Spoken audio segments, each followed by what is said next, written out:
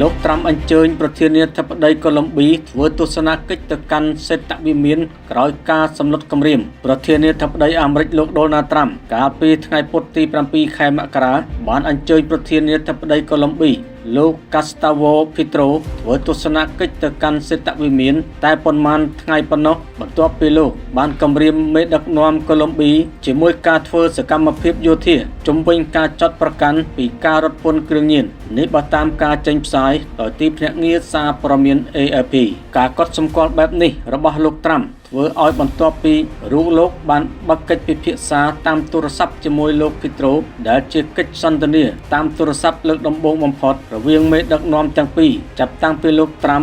វត្តចូលកាន់តំណែងជាប្រធានាធិបតីអាមេរិកកាលពីខែមករាឆ្នាំមុនមកតាមលោកត្រាំរូបលោកមានគម្រោងជួបលោក Petro ក្នុងពេលអនាគតដ៏ខ្លីខាងមុខយោធាអាមេរិកបានបើកការវាយប្រហារលើវេណេស៊ុយអេឡាកាលពីថ្ងៃសៅរ៍សប្តាហ៍មុននិងបានចាប់ខ្លួនលោក Nicolas Maduro និងភរិយារបស់លោកបញ្ជូនទៅកាត់ទោសនៅសហរដ្ឋអាមេរិកឡើងទៅកាន់ក្រុមអ្នកសារព័ត៌មាននៅលើយន្តហោះ Air Force One កាលពីថ្ងៃអាទិត្យចុងសប្តាហ៍កន្លងទៅលោកត្រាំក៏បានប្រមានពីការធ្វើសកម្មភាពយោធាបែបនេះប្រឆាំងនឹងកូឡុំប៊ីផងដែរលោកត្រាំបានចោទប្រកាន់ដោយមិនបានបង្ហាញភស្តុតាងថាមេដឹកនាំកូឡុំប៊ីមានជាប់ពាក់ព័ន្ធនឹងការជួញដូរគ្រឿងញៀនហើយបានដាក់ទណ្ឌកម្មហិរញ្ញវត្ថុលើលោក Petro និងក្រុមគ្រួសាររបស់លោកទៀតផងនៅពេលត្រូវបានសាកសួរថាតើការធ្វើអន្តរាគមន៍យោធាប្រឆាំងវេណេស៊ុយអេឡាអាចនឹងត្រូវបានអនុវត្តជាថ្មីលើកូឡុំប៊ីឬទេលោកត្រាំបានឆ្លើយថា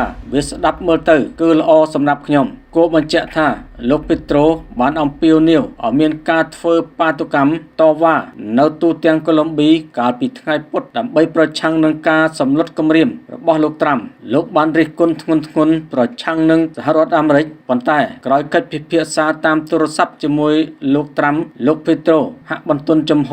និងបន្ថយសម្លេងវិញដោយនិយាយថារូបលោកបានស្នើទៅកាន់លោកត្រាំថាប្រទេសទាំងពីរគួរតែបង្កើតការទំនាក់ទំនងគ្នាដោយផ្ទាល់ឡើងវិញរវាងកម្រិតរដ្ឋមន្ត្រីការបរទេសនិងប្រធានាធិបតី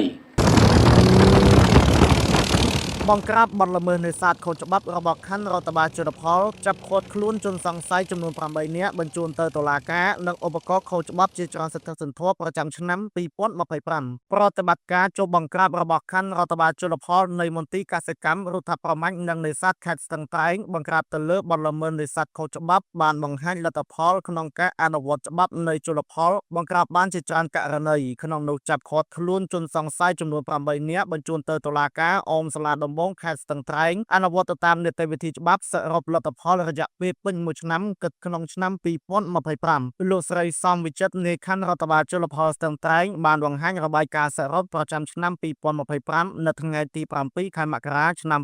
2026នេះឲ្យដឹងថាកម្លាំងរបស់មន្ត្រីជំនាញរដ្ឋបាលខណ្ឌជលផលក្នុងខេត្តបានសហការជាមួយប្រជាសហគមន៍នេសាទឆ្មាំងទន្លេប៉ុស្តិ៍នគរបាលរដ្ឋបាលរួមទាំងអាជ្ញាធរដែនដីចូលប្រតិបត្តិការទប់ស្កាត់ណែនាំព្រមទាំងចូលបង្ក្រាបបទល្មើសនេសាទខុសច្បាប់ជាច្រើនលើកនិងច្រើនករណីផងដែរនៃខណ្ឌរដ្ឋបាលជលផលស្ទឹងត្រែងបានឲ្យដឹងក្នុងនោះចាប់ឃាត់ខ្លួនជនសង្ស័យចំនួន8នាក់បានរៀបចំកសាងសំណុំរឿងបញ្ជូនទៅតុលាការខេត្តហើយត្រូវបានតុលាការខេត្តសម្រេចឃុំខ្លួនជាបណ្ដោះអាសន្ននៅក្នុងពន្ធនាគារស្ទឹងត្រែងដោយឡែកចំពោះវត្ថុតាងដូចជាឧបករណ៍នេសាទខុសច្បាប់ដែលបម្រើឲ្យបទល្មើសនៃច្បាប់របស់ជលផលបានហាមឃាត់ជាច្រើនប្រភេទគឺត្រូវបានដកហូតរួមមាន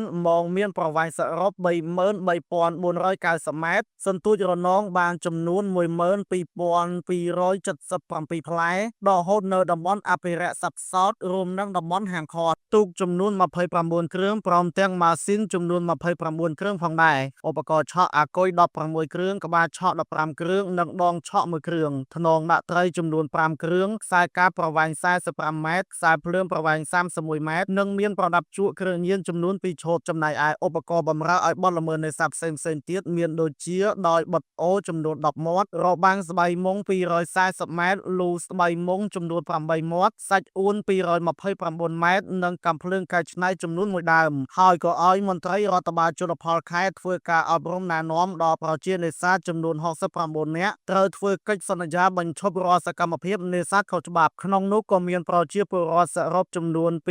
257នាក់ត្រូវបានផ្សព្វផ្សាយឲ្យយល់ដឹងអំពីច្បាប់នៃជលផលផងដែរទន្ទឹមគ្នា នេះខាងមន្ត្រីរដ្ឋបាលជលផលរួមជាមួយនឹងឆ្មាំងទន្លេសហគមន៍នេសាទបាននាំគ្នាលែងត្រីមេពូជនិងត្រីកំពុងរងគ្រោះថ្នាក់ដែលមានចំនួនប្រមាណ50គីឡូក្រាមចូលទៅក្នុងទន្លេធម្មជាតិវិញសកម្មភាពនៃការចុះបង្ក្រាបទប់ស្កាត់រួមនឹងធ្វើការអប់រំណែនាំដល់ប្រជានេសាទឲ្យបញ្ឈប់រាល់បទល្មើសនេសាទខុសច្បាប់នៅច្បាប់ជលផលក្នុងនោះក៏បានចាប់ដកហូតឧបករណ៍នេសាទល្មើសច្បាប់ជាច្រើនសន្ធឹកសន្ធាប់ដែលមានអាជ្ញាធរខេត្តយកចិត្តទុកដាក់ព្រមទាំងបានដាក់បទបញ្ជាយ៉ាងម៉ឺងម៉ាត់រួមនឹងមានការបដិញ្ញាចិត្តពីមន្ត្រីជំនាញរដ្ឋបាលជលផលខេត្តរួមសហការគ្នាជាមួយឆ្មាំងទន្លេសហគមន៍នេសាទក៏ដូចជាសមត្ថកិច្ចពាក់ព័ន្ធក្នុងខេត្តបានចុះបង្ក្រាបដើម្បីការពារធនធានជលផលរួមនឹងជីវៈចម្រុះនៅក្នុងដែនការពាររបស់ខ្លួនមានដូចជាតំបន់ការពារសំខាន់ៗនិងតំបន់អភិរក្ស មជ្ឈមណ្ឌលអូស្ត្រាលីសម្រាប់ការបណ្ដុះបណ្ដាល Australian Center for Education